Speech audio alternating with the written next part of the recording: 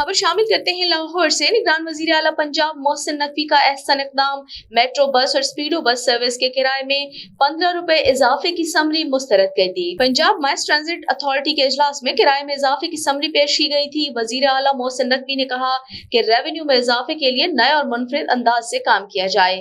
इजलास में Lahore railway station तक ग्रीन टाउन इलेक्ट्रिक बसें चलाने की असूली मंजूरी दे दी गई।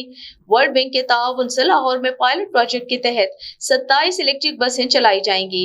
Islamabad Rawalpindi Pakistan metro bus service के लिए भी इलेक्ट्रिक बसें चलाने का फैसला किया गया।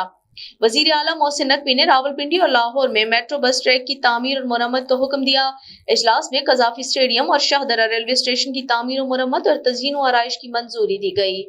पंजाब मैस ट्रांजिट अथॉरिटी के इजलास में डीजल हाइब्रिड रीजनरेटिव बसें चलाने की तजवीज का जायजा लिया गया।